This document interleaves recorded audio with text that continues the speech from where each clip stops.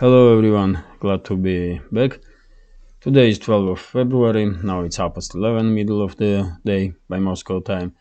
I'm Levan Gudadze and this is my channel in which I share latest updates on the news that are making headlines in Russian media outlets and Russian language pages on different internet platforms. There is plenty of very significant developments and news that I like to share with you for this moment. But before I start, let me ask you, if I may, to hit that like button if you find my videos interesting. Leave some commentary about any topic you like. As I mentioned many times previously, more likes and comments my videos will have, more chances are, probably, that YouTube algorithm will didn't suppress them too much. And please, if you can, share links to my videos or my channel with your friends on internet platforms that you are active on. That will greatly increase my chances to reach wide audience, and I will be very grateful for this help. That's been said, let's talk about news now. And as I said, very significant developments are in the news world, and not just. And I will start with this is my Telegram channel. I did share information here this morning, and we have information that Krasnaya Gora, north of Bakhmut, now definitely under full Russian control. And I'm saying it with confidence because we have video confirmation of this information. It's Wagner PMC units in this video, and it seems like they did take full control over this settlement, which is a big deal because let me show you on the map. Let me show you this on the map, and let me find it first. That's Bakhmut here, and the Krasnaya Gora is here. This pro-Ukrainian map did not showing this new development, but because of video, I just show you. I'm quite confident that this part here is under full Russian control. I did read on Telegram channels that many Ukrainian forces flee Krasnaya Gora without fight, but some units did stand the ground, and sadly for them, they were destroyed.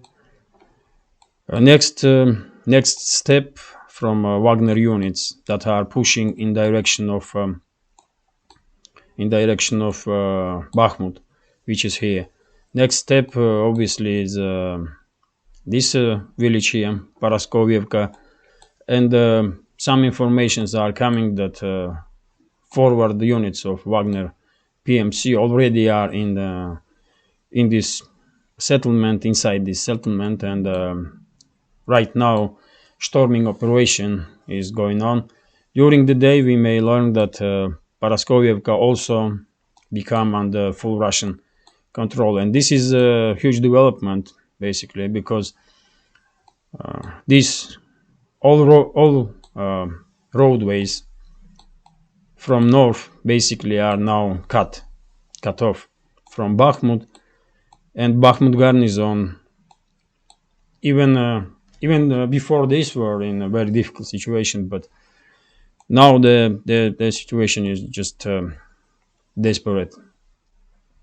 Same time we did learn that Russian forces managed to take new positions in between Bakhmut and Chisov Yar, which is here.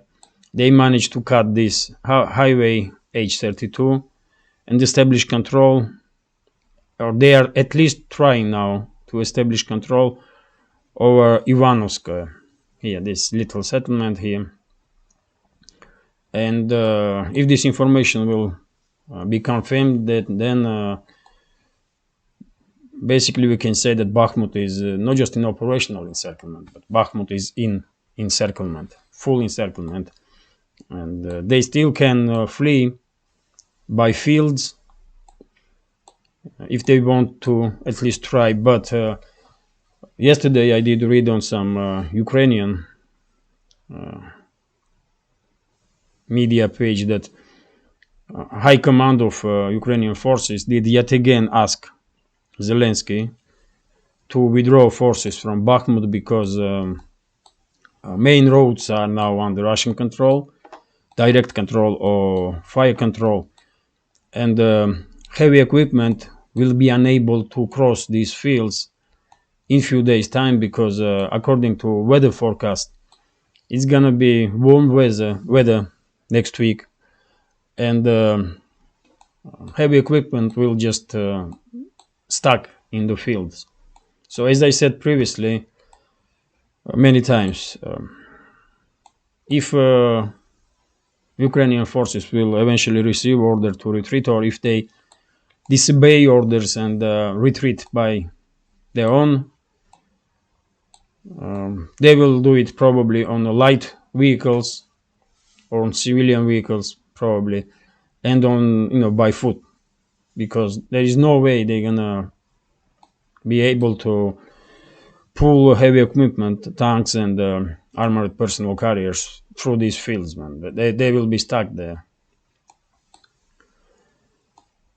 So situation, as I said, for Bakhmut garrison becoming desperate, and not just Bakhmut but Chisov Yar is also becoming frontline,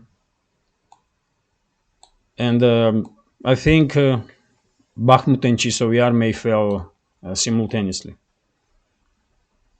because it's all information that I'm seeing telling me that this front line here, this Ukrainian defense line, is just collapsing, and once Ukrainian forces will start withdraw without unorganized withdrawal, then nothing will stop Russian side to advance and take full control over the Chisov Yar too. And next gonna be Konstantinovka. And after this, basically, Ukrainian side don't really have strong defense lines.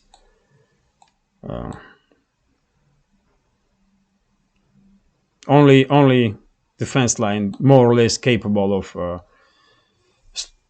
giving fight to Russian side is Slavyansk, Kramatorsk in the north. But when it comes to central part, there is nothing there until the Dnieper River.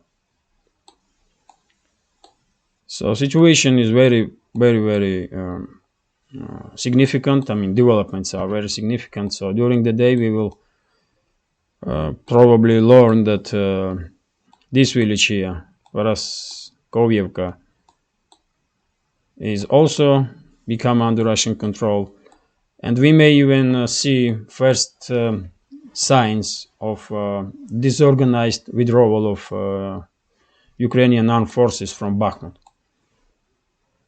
If they are not suicidal, and I believe many thousands of Ukrainian soldiers that are in Bakhmut, they are not suicidal, and they will try to flee this town even if they don't have order,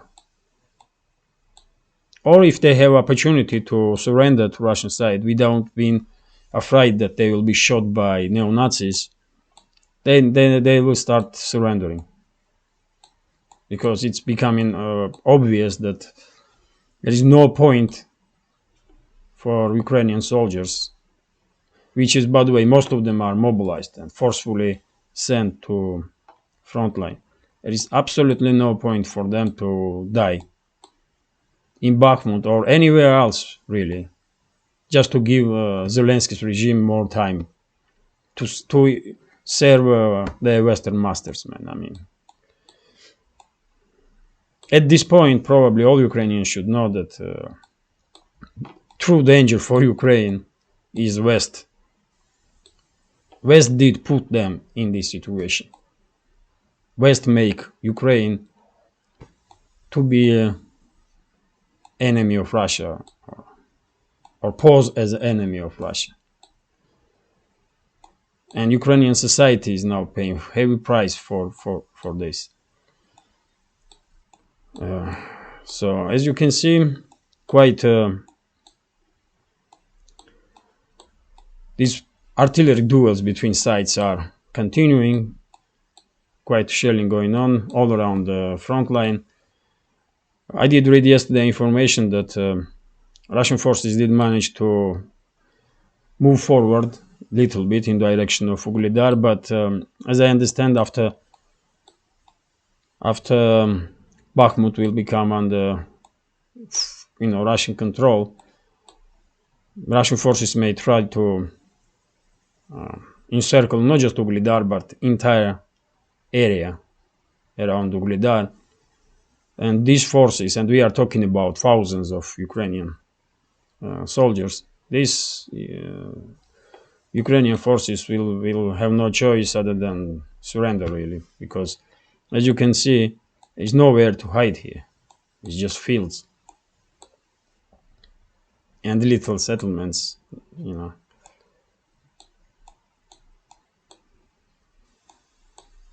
So we do see some activities. Previous few days were quite quiet days, if I may say this way. But this morning we do see activization, and as a result, Russian forces managed to establish around Bakhmut new positions. Seversk, situation in Seversk also difficult, and you can see that this town is in partial encirclement. And after Bakhmut, probably Russian side will try to take control over Seversk too, and then road is open to Slavyansk, Kramatorsk, defense line of Ukrainians. But as I said previously, from all defense lines that Zelensky's regime in Kiev did establish during the last 8 years in the Donbass, Kramatorsk-Slavyansk line is the weakest one. So I don't really believe that Zelensky's regime will be able to hold the line here for long. I just don't see it. So successful beginning of the day for Russian side, I should say, and during the day we will probably learn about more achievements that Russian forces made in the front line. Now let's continue, and we have TASS news agency here is reporting that Prigozhin, head of Wagner PMC, did officially stated that Wagner units did establish full control over the Krasnaya Gora.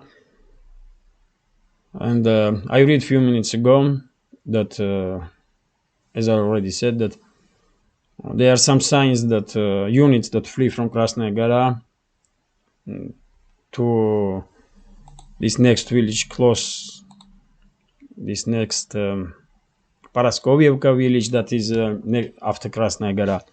So those units are making trouble for other Ukrainian forces that were in that area, and some kind of chaotic atmosphere is created there. So quite possible that before end of this day, as I said, that settlement will also become under Russian control. But let's see. Now, this is RIA Novosti, and I want to share with you this information. Government of Kaliningrad region asked Defense Ministry of Russian Federation to look at the information that coming from mobilized soldiers from this region, because one of the units that was made by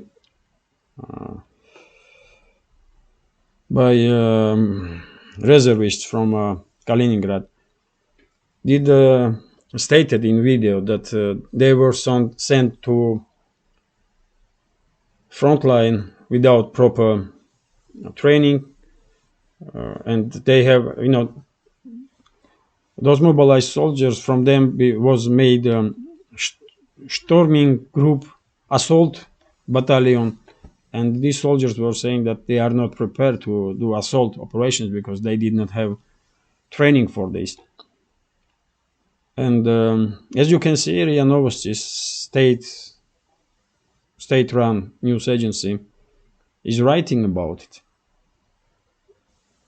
that there may be some problems with mobilized reservists. And even though it's obvious that when you mobilize 300,000 reservists, you're gonna have some issues, particularly when you did not have mobilization for tens of years, for decades. But I'm talking about this news to show you that even though state-run media is quite conservative, and they may be are not as much critical when it's needed as some independent sources, but still you can see on Russian state-run media these kind of articles, and this is important. That's how it's supposed to be. And I'm telling you about it because in the West, Western propaganda try to portray Russia as some kind of, I don't know, tyranny, when you cannot have a different opinion, you cannot say basically nothing. But that's not true. My channel is, for example, proving my point. But okay, you can say your channel is too small. No one cares about it. But RIA Novosti is one of the major news sources in Russia. And you can see here that, openly are discussed possible issues, problems that are mobilized, some of mobilized reservists are facing. And yeah, it's correct. I'm quite sure Defense Ministry will look at this topic, and if those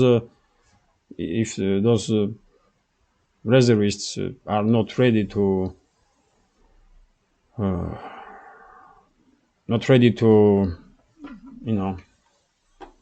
achieve their goals, if they are not prepared to fight, then they will probably not be sent to assault any town, really, or any settlement. So let's continue. We have here information that according to Telegraph newspaper, London now working on projects to establish some kind of manufacturing in Ukraine to produce weapons, shells basically, in Ukraine, shells and some other military equipment or ammunition in Ukraine. And the same is in some other European states. And this information did remind me an article that I read about a few days ago. And in that article, information was provided that European shell manufacturers, for example, cannot cope with demand from Ukraine, because Ukrainian forces using around 5,000 shells in a day. And before this conflict, some European countries, not member countries, during the year, not even ordering so many shells. So those manufacturers are just not ready to cope for this amount of demand. And probably this, and I assume this goes not only to shell manufacturers. Probably all other manufacturers are having same issues. And that's why it's kind of logical that they will try to use Ukrainian some factories to produce some weapons, uh, I believe this is bad news for workers on that factories, because once any of civilian factory will start produce military equipment, they will become legitimate target for Russian forces. And what that means, of course, everyone knows. But this news is articulating problems that the European military-industrial complex is having to to do the job, basically.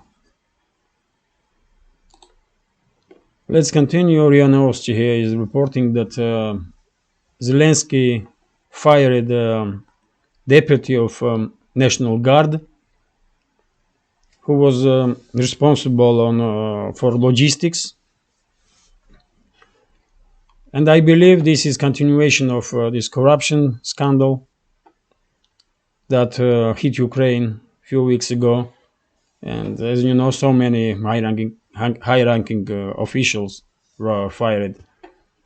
And probably this is continuation of that story. And this is not the end, because next news here is about cleaning up operation in SBU, which is a secret service of Ukraine, in coast in not in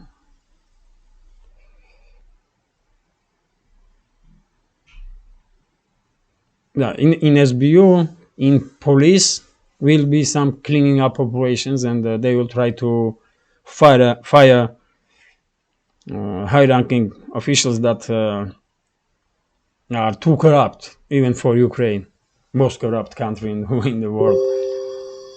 And they will also clean up taможня, for God's sake. How you say it?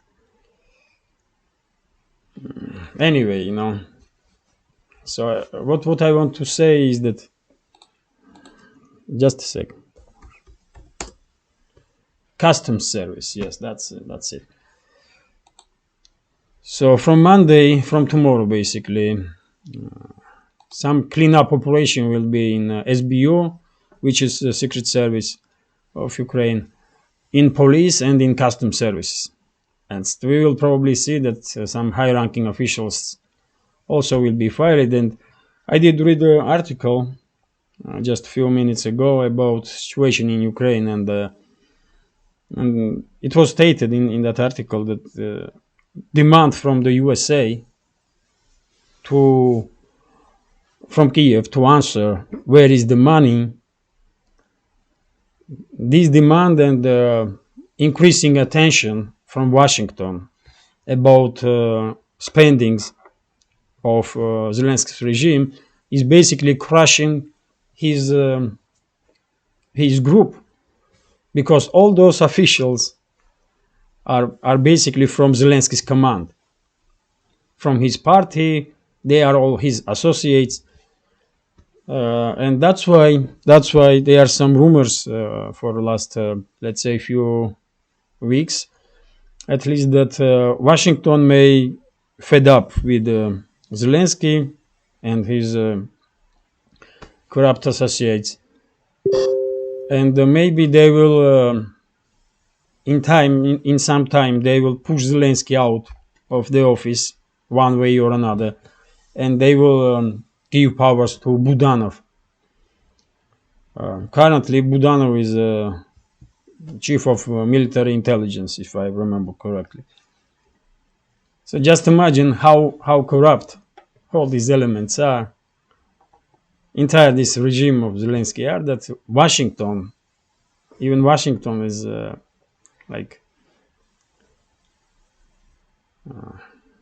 demanding now answers. And this is killing his command. I mean, Zelensky losing people left and right. and seems like he can do nothing about it really. Only as I said previously, all he can do now, and he's probably considering this, to when time comes, to flee to Israel, because in West he will not find a safe place. But if he manages somehow to get security insurances from Israeli government, then he will probably flee for Israel, because as I said previously many times, Israel and Russia do have quite good, or maybe even friendly, I may say, relationships. So if Israel will ask Russia to don't take him out, then he will be, at least from Russian side, he will be he will don't encounter problems. But I'm not sure that Western Secret Services will leave him alone, even if he flees to Israel. Let's see. Let's see. Here we have news. This is Interpress News. This is no Georgian news agency. I used to work many years ago in this agency. And here we have information which is about Georgia, Russia, and Ukraine. That's why I'm sharing this news with you. And as I said before, Western elites directly and through Ukraine did try to provoke conflict between Russia and Georgia. And now Prime Minister of Georgia, Irakli Garibashvili, openly are saying exactly this. And we can read his statement. Let me read it for you. I did share it on my Telegram. And by the way, if you want to know more about news that are making headlines in Russian media outlets and Russian language pages, you can subscribe to my Telegram. You will see a link in the description. I do share tens of different news every day, so you may find it interesting. So let me read just a little episode from his statement. So Garibashvili stated when he was talking to journalists that as a result of the work of our government last year, we had an unprecedentedly high economic growth of 10.1%. This is at the time when there is a worldwide recession,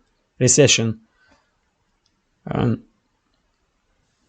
unprecedented event. Let me say that way. Despite this challenge, our team managed to avoid the biggest test, the war. The attempt to somehow transfer this conflict between Russia and Ukraine, to our country, unfortunately, does not stop.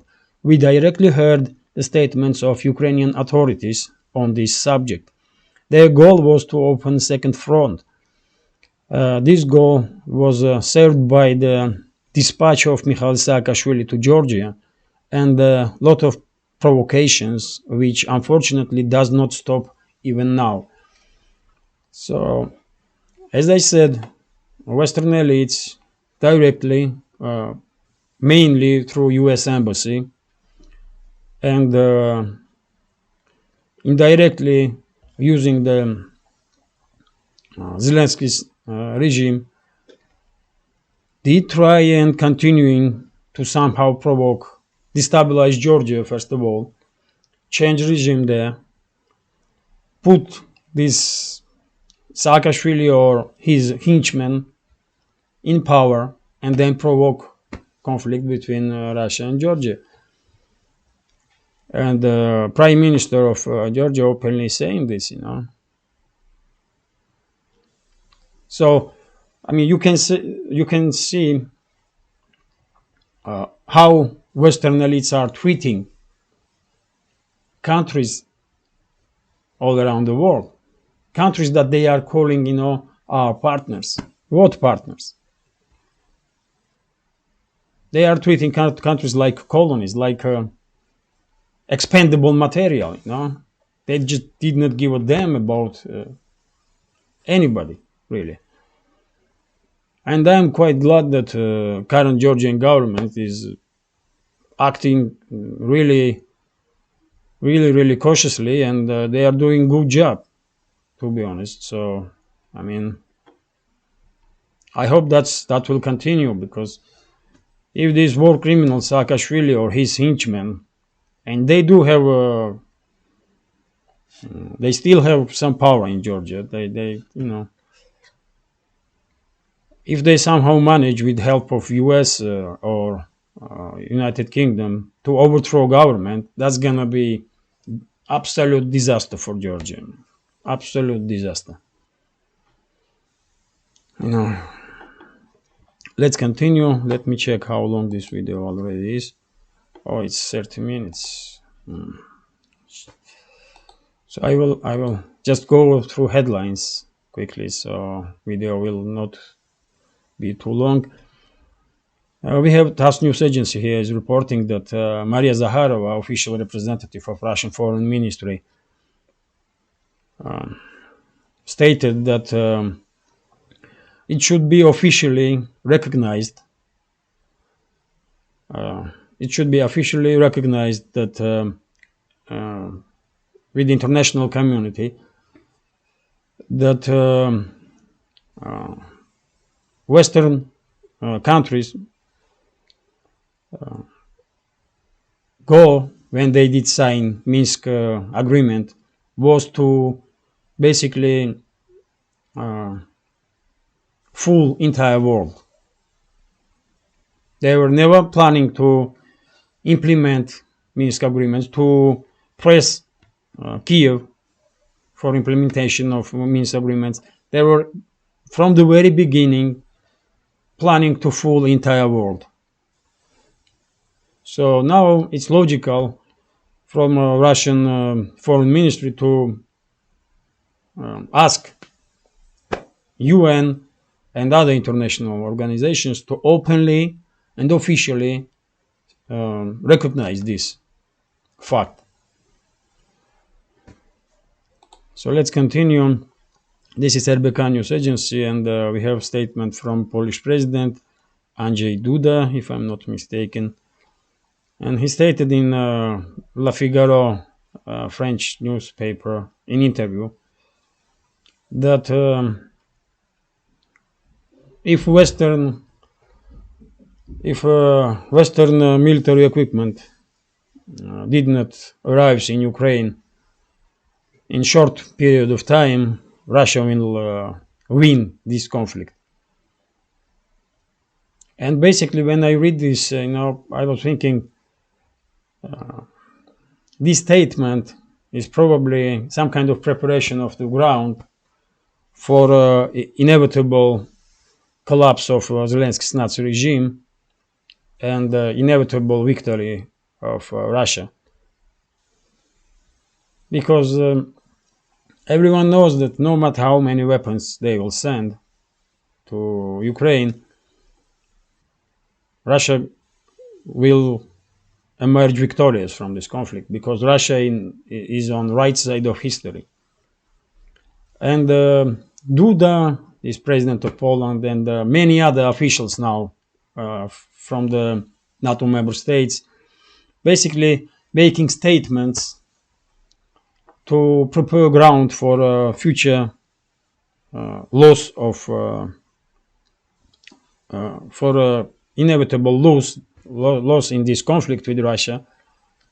And they will blame basically first of all Zelensky's regime, of course, regime in Kiev, and secondly they will start blaming each other.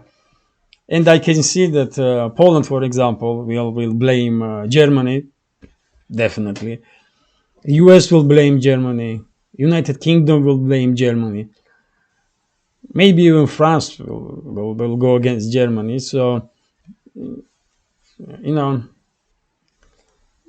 it's quite possible that some articles that are talking that Germany is target, one of the targets in whole this story. That may be true because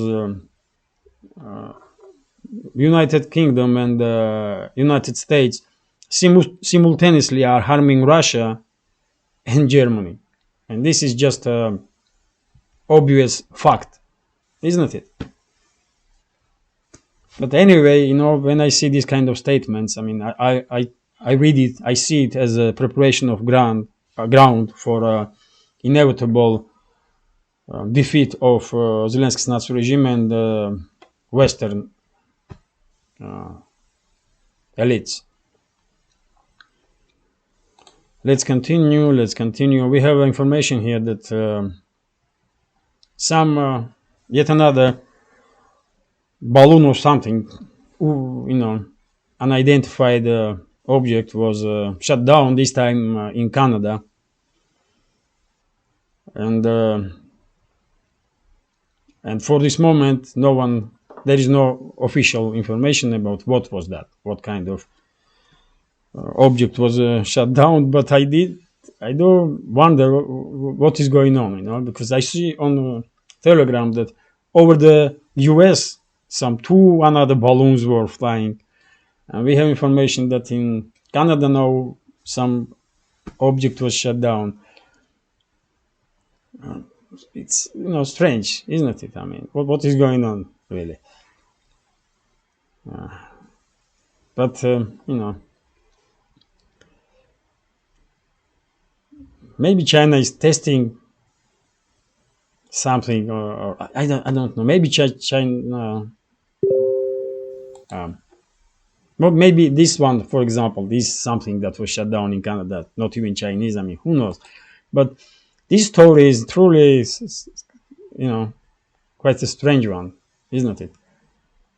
And one thing should be said, that Biden administration truly did use this hysteria about balloons to, you know, to start basically almost unprecedented campaign against China in terms of ideology. And to be honest, I mean, I truly don't see why China does need spy balloons. I mean, they have satellites. From technological point of view, they are, you know, top dogs in this game, and they can basically read newspaper. If you just take newspaper, they can read it from space. That's how good their satellites are. And why on earth they need spy balloons? I mean, probably, maybe that truly was some scientific stuff, you know. But yet again, I'm not expert, but I do see that this story was recognized. And by the way, US had every right to shut that balloon straight away. There's no question about it. But what I want to say is that Biden administration did use this whole story to instigate this anti-China propaganda. So who knows? Maybe there will be some more balloons that have nothing to do with China, but they will be used to yet again indoctrinate people, propagandize that, you know, China is threatening us, China is threatening us, China is a threat, when China is not a threat for USA, for God's sake, just not. Yes, there is some issues with Taiwan, but Taiwan is a Chinese territory, and it's none of US business, for God's sake. And it's nobody's business how Beijing and Taipei will develop their relationships. They are part of one country. And by international community, as a government of China, recognized Chinese People's Republic. It's Chinese government of Chinese People's Republic, yeah, which is in Beijing. Many probably don't know that Taiwan officially called also Chinese Republic. and they are pretending, Taiwanese, that they are official government of China. So they are same people, basically, and they are part of one country. And anyway, it's nobody's business how they will deal with each other, but there is no way China will threaten USA, man. Just no way. US will do. I'm quite sure about it, and US does. Threatens everybody, really. But let's continue. President of Hungary did stated that Russian economy is a significant one for this world, and everyone should recognize that. And to be honest, Hungarian officials are deserve respect, because they are very few. They are one of the very few in Europe that are still sane. They are adequate people and making adequate statements. When you rarely see this kind of stuff in Germany or in France or in Italy or just anywhere. But Hungary, yeah, they have some adequate elites. That's how we see it, at least. And of course, Russian economy is a pretty important one, because, for God's sake, man, I cannot say now which one is Russian economy by GDP in the world, but definitely one of the biggest one in the world. I mean, if you take first 10 countries, Russia will be there by GDP. So here we have RIA Novosti and statement from Zakharova, and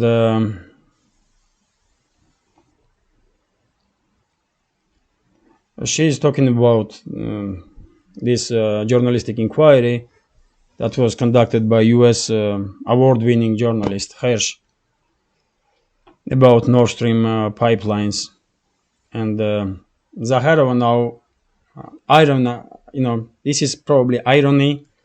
She's serious, and at the same time, this is quite ironic, that she is asking NATO to and NATO member states to, straight away conduct some investigations, and do some statements and rest of it, like they did when this Skripal story was active in Western propaganda. Because in this case, and as you remember, Western elites never presented any evidence, really, of Russian involvement. And to be honest, I don't know what happened there with Skripals, but I just cannot believe that Russian secret services want to take out someone and they didn't succeed with it. I just don't see it. Or US secret services, man. If they want to take out somebody, I mean, they will do it. Or Israeli secret services. I mean, there are some secret services in this world that are, or British ones, that are truly capable. And, these stories, I mean, something is wrong with this story with Skripals, man, because if for some reason Russian secret services want to take him out, they will just succeed in. They will take him out. But, anyway, as you remember, Western elites was always talking about it's Russia. It's highly likely that it was Russia. And here we have direct and indirect evidences of US involvement in this terroristic attack on pipelines.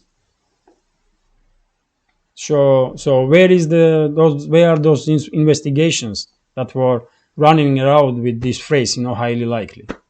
Let them conduct them investigation, Ironic. This is ironic. I mean, Maria Zakharova is just laughing at Western so-called elites, but you know.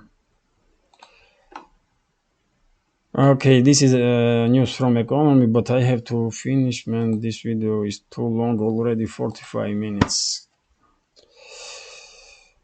Just just a couple more news, because I think you may find it interesting, you know. So this is Thai news agency is reporting that one of the best tourist places in Czech Republic, Karlovy Vary, is experiencing difficulties now, and many businesses are at risk to shut down because no more Russian tourists are coming in. And to be honest, I don't care, you know. I just don't care. I even, you know, I may even upload this information because Czech government acting towards Russia like enemy, and if they want to be our enemy, they didn't deserve any sympathies from us, you know. And there will be more and more stories like this. I feel sorry for ordinary people everywhere, for good ordinary people. I mean, because we should all be on one side. But when it comes to these businesses and, you know, usually all those big businesses, they are big businesses. They are, you know, there are some corporations, and there's no way I'm gonna feel sorry for them or for elites of the Czech Republic. I hope ordinary people who sees consequences of inadequate policy of Czech Republic will do something to make sure that elites in Czechia will be adequate, at least in foreseeable future, because right now they cannot do nothing really. Let's continue. We have TASS news agency, which is reporting that Japan was protesting because Chinese ship enter territorial waters of Japan. At least that's what Japanese are saying. As you know, Japan has territorial issues. I mean, issues with not just with Russia, but with Korea and with China, with all neighbors, really. And there are some islands south side of Japan, and those islands are, many of them are, you know, sporny. Let me.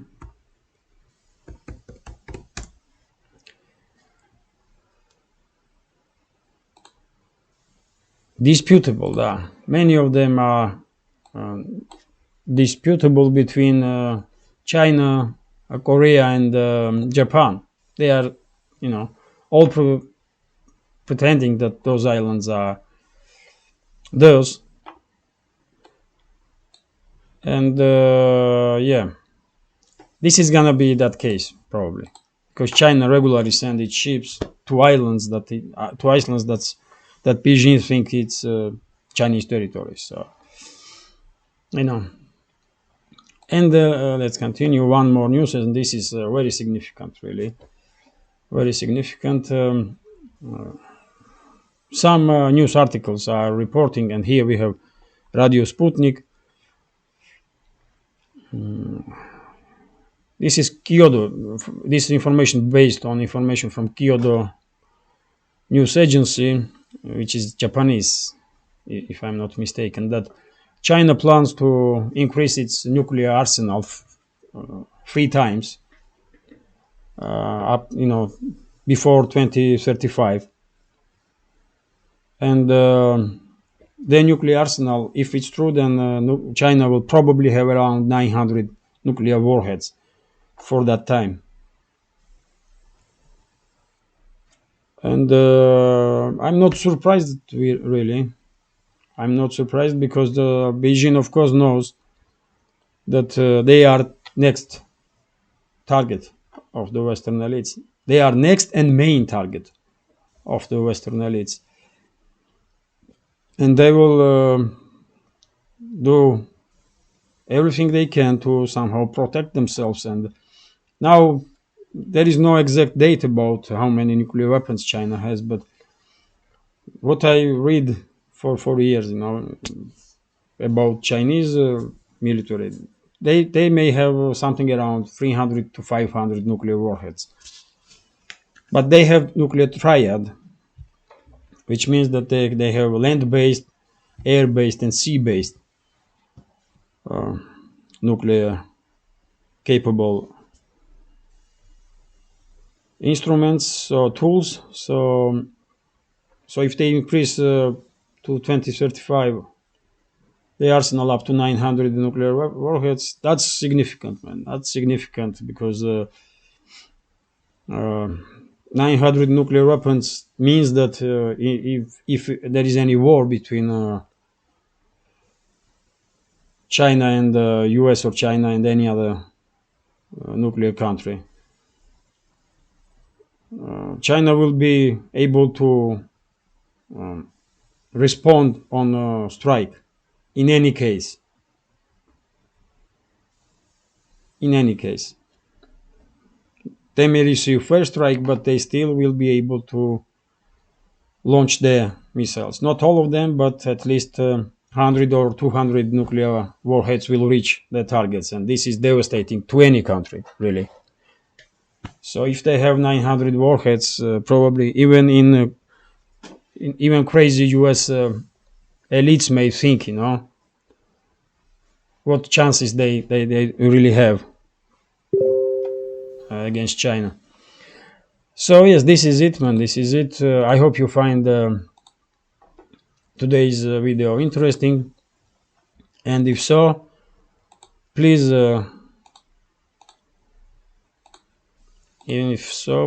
hit that like button, leave some commentary about any topic you like, and if you can, share links to my videos or my channel with your friends on Twitter, Facebook, Telegram, or any other internet platform. Really, that will be great help for me, and I will be very grateful. So this is it for now. If any very significant developments, I will make a new update today. But if not, then see you tomorrow. Take care.